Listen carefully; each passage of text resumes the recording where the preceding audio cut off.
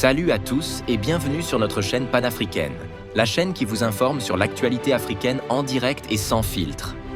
Si c'est votre première fois de nous suivre, n'hésitez pas à vous abonner, à partager la vidéo et à laisser un like pour soutenir la chaîne.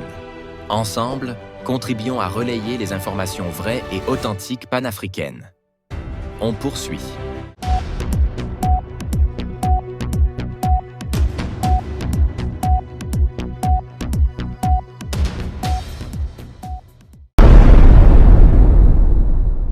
Camarades peuple d'Afrique, il faut applaudir les militaires tchadiens. Applaudissez les militaires tchadiens, chers camarades peuple d'Afrique.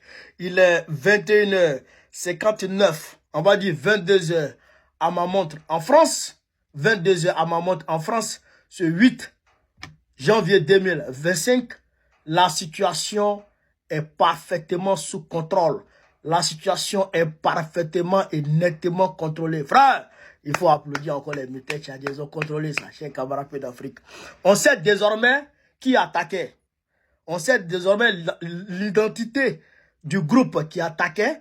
On sait aussi le nombre de morts. On n'a pas encore exactement le nombre de victimes, mais on sait approximativement le nombre de victimes. Chers camarades d'Afrique, tous les assaillants, je dis bien tous les assaillants ont été neutralisés, tués ou arrêtés. En tout cas, eux tous, ils ont été neutralisés, chers camarades d'Afrique.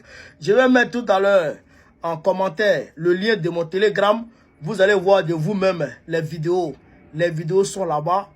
Ils sont couchés, certains sont attachés, certains sont déjà au repos éternel là, et causent actuellement avec Satan pour voir leur place dans l'enfer. Alors, qui attaquait Déby Kaka, chers camarades d'Afrique? Bon, d'abord, je voudrais vous dire que toutes les voies qui mènent à la présidence ont été quadrillées. Des hélicos actuellement sillonnent Djamena.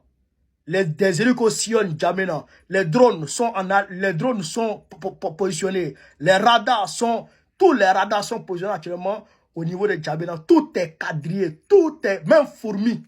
Même fourmi, si ça rentre dans Djamena, on sait où il va. Tout est quadrillé. Allez là. Donc ça, je voudrais vous rassurer de ce côté-là. Mais qui attaquait? Eh bien, c'est Boko Haram qui attaquait. Boko Haram qui attaquait. Boko Haram. Boko Haram qui attaquait Déby Kaka. Comment Boko Haram est quitté en brousse pour rentrer en ville? Pour aller jusqu'à, chers camarades d'Afrique, rentrer même. Des éléments de Boko Haram ont pénétré la présidence du côté cabinet civil. Pénétrer la présidence du côté cabinet civil. Comment ils se sont arrangés? Comment ils se sont arrangés pour rentrer avec des armes à l'intérieur même de la présidence? Comment ils se sont arrangés? En fait, ils voulaient neutraliser Déby Kaka lui-même. C'est la tête de Déby Kaka qui était visée. Vous comprenez? Alors que le président Tchani nous a dit que avant l'attaque du camp militaire tchadien où il y a eu plus de 40 morts côté tchadien, que avant cette attaque-là, eh bien, les militaires français étaient allés négocier avec Boko Haram. C'est Tchani qui a dit ça. Bon, même Boko Haram encore arrive à la présidence. Qui est derrière? Camarades d'Afrique, qui est derrière? Avec tous les événements qui se sont succédés ces derniers temps, qui est derrière? Qui veut la tête de Déby Kaka? Hein? Qui veut la tête de Déby Kaka? Question. Le président Tchani a dit que les gens là ont été financés par la France. Le président Tchani l'a dit. Et moi, je crois ça. Qui est derrière? Attaquer la présidence sans éveiller les soupçons. Rentrer, c'est des civils, ils sont en civil, ils sont tous en civil. Tous en civil, c'est les terreurs de Boko Haram.